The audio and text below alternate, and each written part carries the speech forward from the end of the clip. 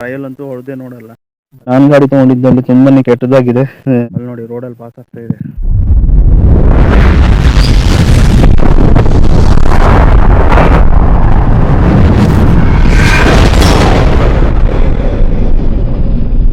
Hi hello ವೀಕ್ಷಕರೇ, ನಮಸ್ಕಾರ ಎಲ್ರಿಗೂ. ನನ್ನ ಮತ್ತೊಂದು ವಿಡಿಯೋಗೆ ಸ್ವಾಗತ ಸುಸ್ವಾಗತ.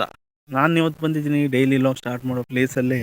ಆದರೆ ಇಲ್ಲಿ ಒಂಥರ ಸಮಾಧಾನ. ಸ್ಲಾಗನ್ನು ಸ್ಟಾರ್ಟ್ ಮಾಡಲಿಕ್ಕೆ ಎಲ್ಲಿ ಬೇಕಾದ್ರೆ ಮಾಡ್ತೀನಿ. ಸ್ಟಾರ್ಟ್ ಮಾಡೋದಿಲ್ಲೇ ನಾನು. ಇವತ್ತು ಗಾಡಿ ಫ್ಲ್ಯಾಗನ್ನು ಹಾಕೊಂಡು ಬಂದಿದ್ದೀನಿ. ಯಾಕಂದರೆ ಇವತ್ತು ಶೂಟ್ ಮಾಡುವಂಥ ದಿನ ಯಾವುದಂದರೆ ಜನವರಿ 21. ಇವತ್ತು ನಾಳೆ 22 ನಮ್ಮ ರಾಮ ಮಂದಿರನ ಓಪನಿಂಗ್ ಮಾಡ್ತಾರೆ ನಾಳೆಗೆ. ಲಾಗನ್ನು ಜೈ ಶ್ರೀರಾಮ್ ಅಂತ ಹೇಳ್ಬಿಟ್ಟು ಸ್ಟಾರ್ಟ್ ಮಾಡುವ. ಇವತ್ತು ಗಾಡಿನ ತಗೊಂಡು 6 ಮಂತ್ ಅಲ್ಲ, ಜಾಸ್ತಿನೇ ಆಯಿತು. ಒಂದು ಯುಗಾದಿ ತೊಗೊಂಡು ಯುಗಾದಿಯಾಗಿ 1 ಇಯರ್ ಆಗ್ಲಿಕ್ಕೆ ಬಂತು. ಒಂದು 10 ಮಂತ್ ಆಯಿತು ಅಂತ ಅನ್ಕೊಳ್ತೀನಿ. 10 ಮಂತಲ್ಲಿ ಏನೇನು ಗಾಡಿ ಬಗ್ಗೆ ಏನೇನು ಫೋಕಸ್ ಮಾಡಿದ್ದೀನಿ, ಏನೇನು ಪ್ರಾಬ್ಲಮ್ ಬಂದಿದೆ ಅಂತ ಹೇಳ್ತೀನಿ. ಮೇನ್ ಪ್ರಾಬ್ಲಮ್ ಅಂದರೆ ಶೋರೂಮ್ ಅವ್ರದ್ದೇ. ಗಾಡಿ ತೊಗೊಂಡೋದ್ರೆ ಖಾಲಿ ಆಯಿಲ್ ಚೇಂಜ್ ಮಾಡಿಕೊಟ್ರು, ಹಾಗೆ ಫಿಲ್ಟರ್ ಚೇಂಜ್ ಮಾಡಿದ್ರು, ಟೈರ್ ಎರಡು ಬಿಚ್ಚಿದ್ರು. ಮತ್ತೇನು ಜಾಸ್ತಿ ನೋಡ್ಲಿಕ್ಕೆ ಹೋಗಲ್ಲ ಅವರು. ನಾವು ಹೇಳಿದ್ರೆ ಮತ್ತೆ ನೋಡ್ರು ಟ್ರಯಲ್ ಅಂತೂ ಹೊಡೆದೇ ನೋಡಲ್ಲ. ಪ್ರಾಬ್ಲಮ್ ಏನಂದರೆ ನನಗೆ ಇಲ್ಲಿ ಲೈಟ್ ಬರ್ತಾ ಇತ್ತು, ಇಂಡಿಕೇಟರ್ ಲೈಟ್ ಸ್ಟಾರ್ಟಿಂಗಲ್ಲಿ. ಅದು ಏನಂದರೆ ಶೋರೂಮ್ ಅವ್ರ ಗಾಡಿ ತೊಗೊಳ್ಬೇಕಾಗಿದೆ. ಈ ಲೈಟ್ ಆನೇ ಇದ್ದರೆ ಶೋರೂಮಿಗೆ ತೊಗೊಂಡು ಬನ್ನಿ, ಚೆಕ್ ಮಾಡಬೇಕಾಗುತ್ತೆ. ಏನೋ ಪ್ರಾಬ್ಲಮ್ ಇದ್ದರೆ ಆ ಥರ ಲೈಟ್ ಆನ್ ಹಾಕ್ಕೊಂಡಿರುತ್ತೆ ಹೇಳಿ. ಈಗ ನೋಡಿ ಕಾಣಿಸ್ತಿರ್ಬೇಕು ನಿಮಗೆ ಲೈಟ್. ಈ ಗಾಡಿ ಆನ್ ಮಾಡಿದಾಗ ಅದು ಆಫ್ ಆಗುತ್ತೆ. ಅದು ಆನ್ ಇರ್ತಿತ್ತು ಗಾಡಿ ತೊಗೊಂಡು 1 ತಿಂಗಳಲ್ಲಿ. ಅವನ ಶೋರೂಮಿಗೆ ಹೋದಾಗ ಅವರು ಅಷ್ಟೇನು ಇದು ಮಾಡಲಿಲ್ಲ, ಕೇರ್ ತಗೊಳ್ಳಿಲ್ಲ. ಸ್ವಲ್ಪ ಅವ್ರ ಸಿಸ್ಟಮಲ್ಲಿ ಏನೋ ಚೆಕ್ ಮಾಡಿದ್ರು, ಕಡೆಗೆ ಅದು ಸೆನ್ಸರ್ ಹೋಗಿದೆ ಅಂದರು. ಸೆನ್ಸರ್ ತರಿಸ್ಕೊಡ್ಲಿಕ್ಕೆ 3 ತಿಂಗಳು ಮಾಡಿದ್ದಾರೆ. ಅಲ್ಲಿ ತನಕ ಅದೇ ಲೈಟ್ ಆನ್ ಇಟ್ಕೊಂಡೇ ಹೊಡಿತಿದ್ದೆ. ಆದರೆ 2-3 ಕಡೆ ಕೇಳಿದೆ ನಾನು ಕೂಡ, ಆದರೆ ಏನು ಯೂಸ್ ಆಗಲಿಲ್ಲ, ಸಿಗಲಿಲ್ಲ. ಅಲ್ಲೇ ಹೋಗಿ ಕೇಳಿ, ಎಲ್ಲಿ ಗಾಡಿ ತೊಗೊಂಡಿದ್ರು ಅಲ್ಲೇ ಹೋಗಿ ಕೇಳಿ. ಇಲ್ಲಾಂದರೆ ಚಾರ್ಜಸ್ ಬಿಡುತ್ತೆ ಅಂತ ಹೇಳಿದ್ರು. ಚಾರ್ಜಸ್ ಕೊಡ್ಲಿಕ್ಕೂ ನಾನು ರೆಡಿ ಇದ್ದೆ, ಆದರೆ ಅವ್ರ ಹತ್ರನೂ ಅಲ್ಲಿ ಐಟಮ್ ಸಿಗಲಿಲ್ಲ.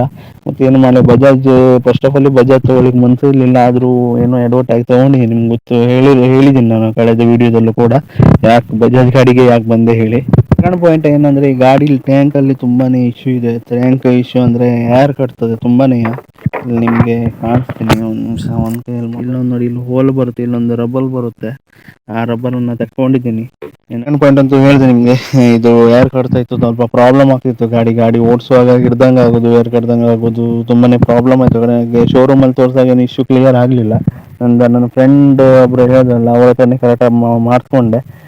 ಇವಾಗೇನು ತೊಂದರೆ ಆಗ್ತಿಲ್ಲ, ಗಾಡಿ ಕರೆಕ್ಟಾಗಿ ಇದೆ. ಓಕೆ, 3ನೇ ಪಾಯಿಂಟ್ ಏನಂದರೆ, ಈ ಸ್ವಿಚ್ಚಿಂದ ಒಂದು ಇಶ್ಯೂ ಆಗಿದೆ. ಅಂದರೆ ಈ ಬಟನ್ ಎಲ್ಲ ವರ್ಕ್ ಆಗ್ತಾ ಇದೆ ಕರೆಕ್ಟಾಗಿ. ಲೈಟ್ಸ್ ಬರುತ್ತೆ, ನೀವು ನೋಡಿರ್ಬೇಕು KTM ಅಲ್ಲಿ, ಬಜಾಜ್ ಗಾಡಿಗಳೆಲ್ಲ ಇದಕ್ಕೆ ಲೈಟ್ಸ್ ಬರುತ್ತೆ ಬಟನಿಗೆ. ಆದರೆ ಈ ಕಡೆದು ಕರೆಕ್ಟಾಗಿದೆ, ರೈಟ್ ಸೈಡಿಂದು ವರ್ಕೇ ಆಗ್ತಿಲ್ಲ. ಶೋರೂಮಲ್ಲಿ ಕೇಳಿದೆ, ವಾರಂಟಿ ಇತ್ತು, ಅದಕ್ಕೆ ವಾರಂಟಿ ಎಲ್ಲ ಬರಲ್ಲ, ಆದರೆ ಚೆಕ್ ಮಾಡಿರ್ಬೋದು ಬೇಕಾದ್ರೆ ಅಂತ ಹೇಳ್ಕೊಂಡು ಚೆಕ್ ಮಾಡ್ಯಾರ. ಆದರೆ ಏನು ಯೂಸ್ ಆಗಲಿಲ್ಲ. ನನ್ನದೇ ಒಬ್ಬರು ಫ್ರೆಂಡ್ ಇದ್ದಾರೆ, ಅವರು TVS ಶೋರೂಮಲ್ಲಿ ವರ್ಕ್ ಮಾಡ್ತಾರೆ, ಅಂದರೆ ಮೇನ್ ಮೆಕ್ಯಾನಿಕ್ ಅವರು. ಅವರ ಹತ್ರ ತೋರಿಸಿದಾಗ ಅವರು ಏನು ಫಾಲ್ಟ್ ಇದೆ ಅದನ್ನು ಚೆಕ್ ಮಾಡಿ, ವೈರಿಂಗಿನಲ್ಲೇ ಸ್ವಲ್ಪ ಏನೋ ಫಾಲ್ಟ್ ಇತ್ತು, ಅದನ್ನು ಸರಿ ಮಾಡಿಕೊಟ್ಟಿದ್ದಾರೆ. ಪಾಯಿಂಟ್ ಹೇಳಬೇಕಂದ್ರೆ, ದೊಡ್ಡ ಸಮಸ್ಯೆ ಏನಂದರೆ ನಮ್ಮ ಶೋರೂಮ್ ಅವ್ರದ್ದೇ, ಬಜಾಜ್ ಶೋರೂಮ್ ಅವ್ರದ್ದು ತುಂಬಾ ಫ್ರಾಡ್ ಮಾಡ್ತಾರೆ ಶೋರೂಮಲ್ಲಿ. ಗಾಡಿ ತೊಗೊಳ್ಳುವಾಗಂತೂ ಗೊತ್ತಿದೆ ನಿಮಗೆ ಯಾವ ಥರ ಟ್ರೀಟ್ ಮಾಡ್ತಾರೆ ಹೇಳಿ ಎಲ್ಲ ಶೋರೂಮಲ್ಲೂ. ತೊಗೊಂಡಾದ್ಮೇಲೆ ಏನು ಪ್ರಾಬ್ಲಮ್ ಅಂತಂದ್ರೆ ಅದು ಸಾಲ್ವ್ ಮಾಡಿಕೊಡೋಲ್ಲ. ನಾವೇ ದುಡ್ಡು ಕೊಟ್ಟು ನಾವೇ ಕಾರ್ಡ್ ಬೇಡಬೇಕಲ್ಲಿ. ಆ ಥರ ಪರಿಸ್ಥಿತಿ ಬರುತ್ತೆ. ಏನು ಮಾಡ್ಲಿಕ್ಕೆ ಅವ್ರು ಕೆಲವೊಂದು ಕಡೆ ಶೋರೂಮಲ್ಲಿ ಇರುತ್ತೆ, ಎಲ್ಲ ಕಡೆ ಇರುತ್ತೆ ಅಂತ ಹೇಳಲ್ಲ. ಒಂದೊಂದು ಕಡೆ ಸರ್ವಿಸು ಒಳ್ಳೆ ಇರುತ್ತೆ, ಒಂದೊಂದು ಕಡೆ ಸರ್ವಿಸು ಕೂಡ ಒಳ್ಳೆ ಇರಲ್ಲ. ಅದೇ ಬಜಾಜಲ್ಲಿ ಯಾವುದೇ ಒಂದು ಗಾಡಿ ಇದ್ರು ನಿಮ್ಗೆ ಈ ಥರ ಪ್ರಾಬ್ಲಮ್ ಅಂದರೆ ದಯವಿಟ್ಟು ಕಮೆಂಟ್ ಮಾಡಿ. ನಮ್ಮೂರಲ್ಲಿ ಕೂಡ ತುಂಬಾ ಶೋರೂಮು, ಎರಡು ಶೋರೂಮ್ ಇದೆ, ಆದರೆ ಮತ್ತೊಂದಂತೂ ಗೊತ್ತಿಲ್ಲ ಅದರಲ್ಲಿ ಯಾವ ಥರ ಟ್ರೀಟ್ ಮಾಡ್ತಾರೆ ಅಲ್ಲಿ. ಈ ನಾನು ಗಾಡಿ ತೊಗೊಂಡಿದ್ದಲ್ಲಿ ತುಂಬಾ ಕೆಟ್ಟದಾಗಿದೆ. ಜನರು ಅದೇ ಥರ ಇದ್ದಾರೆ, ಅಂದರೆ ಕರೆಕ್ಟಾಗಿ ಒಳ್ಳೆ ರೆಸ್ಪಾನ್ಸ್ ಇಲ್ಲ ಶೋರೂಮಲ್ಲೂ ಕೂಡ. ಏನೇ ಪ್ರಾಬ್ಲಮ್ ಇದ್ದರೂ ಅದನ್ನೇ ಸರಿ ಮಾಡ್ಲಿಕ್ಕೆ ನೋಡ್ತೀವಿ ಹೊರತು ಬೇರೆದೇನೋ ಹಾಕೊಡಲ್ಲ.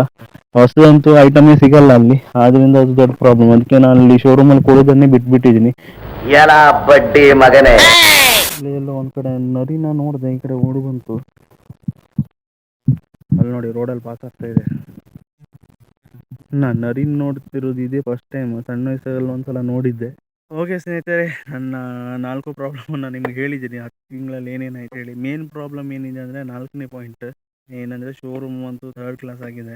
ಅಂದರೆ ನಮ್ಮ ಊರಿಂದು, ಬಾಕಿ ಕಡೆದಂತೂ ನಾನು ಹೇಳಲ್ಲ. ಅಂದರೆ ಕರೆಕ್ಟಾಗಿ ಸರ್ವಿಸ್ ಇಲ್ಲ, ಅಂದರೆ ಕರೆಕ್ಟಾಗಿ ಈಗ ರೆಸ್ಪಾನ್ಸ್ ಇಲ್ಲ ಕರೆಕ್ಟಾಗಿ.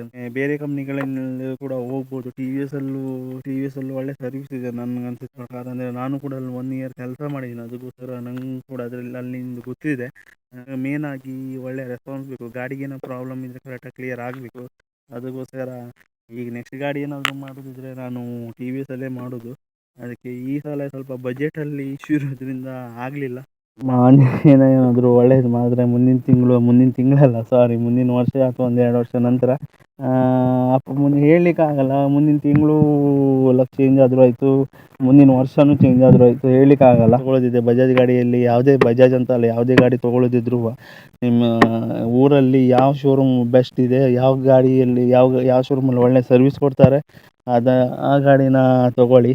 ಸುಮ್ಮನೆ ಎನ್ ಎಸ್ ಎ ತೊಗೊಳ್ಳಿಕ್ಕೆ ಹೋಗ್ಬಿಡಿ ಎಲ್ಲರೂ ತೊಗೊಳ್ಳೋದು, ಯಾಕಂದರೆ ಸರ್ವಿಸ್ ಕೂಡ ಮೇನ್. ಅದ್ರಗೋಸ್ಕರ ಇದು ಆಕ್ಚುಲಿ ಚೆನ್ನಾಗಿರೋದು. ಸರ್ವಿಸ್ ಕೊಡ್ತಿದ್ರೆ ನೀವು ಸುಮ್ಮನೆ ಗಾಡಿ ತೊಗೊಂಡು ಯೂಸೇ ಇಲ್ಲ. ಈ ಗಾಡಿ ತಳ್ಕೊಂಡು ಹೋಗುವ, ಎಲ್ಲರಿಗೆ ಹೋಗ್ತಾ ಅಂತ ನೋಡುವ, ಅಲ್ಲಿಗೆ ವೀಡಿಯೋನ ಎಂಡ್ ಮಾಡಿಬಿಡ್ತೇನೆ, ಅಲ್ಲಿಗೆ ತಿರ್ಸ್ಬಿಡ್ತೀನಿ ಗಾಡಿನ. ನಿಮ್ಗೆ ಏನಾದರೂ ಪ್ರಾಬ್ಲಮ್ಮು ತಿಳ್ಕೊಳ್ಬೇಕಾದ್ರೆ ಗಾಡಿಯಲ್ಲಿ ಹೋಗುವಾಗ ಇಂಜಿನ್ ಅಲ್ಲ, ಬೇರೆ ಏನಾದರೂ ಪ್ರಾಬ್ಲಮ್ ಇದ್ರೆ ಈ ಥರ ಮಾಡ್ಕೊಂಡು ಹೋಗಿ, ಗೊತ್ತಾಗುತ್ತೆ. ಡೌನಲ್ಲಿ ಸೈಡ್ ಏನಾದರೂ ಸೌಂಡ್, ಚೈನ್ ಸೌಂಡು ಅಥವಾ ವೀಲ್ ಸೌಂಡ್, ಡಿಸ್ಕ್ ಸೌಂಡ್ ಏನೋ ಇದ್ದರೆ ಗೊತ್ತಾಗೋಗುತ್ತೆ. ಗಾಡಿ ಆನ್ ಮಾಡ್ಕೊಂಡು ಹೋದರೆ ಏನೂ ಗೊತ್ತಾಗಲ್ಲ. ಓಕೆ ಸ್ನೇಹಿತರೆ, ಇವತ್ತಿನ ವಿಡಿಯೋದಲ್ಲಿ ಇಷ್ಟೇ.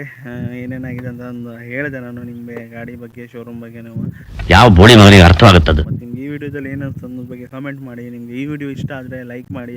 ಈ ವಿಡಿಯೋನ ಇಲ್ಲಿಗೆ ನಿಲ್ಲಿಸ್ತಾ ಇದ್ದೀನಿ. ಈ ವಿಡಿಯೋ ಇಷ್ಟ ಆದರೆ ಲೈಕ್ ಮಾಡಿ, ಸಬ್ಸ್ಕ್ರೈಬ್ ಮಾಡಿ, ಮತ್ತು ಆದಷ್ಟು ಶೇರ್ ಮಾಡಿ.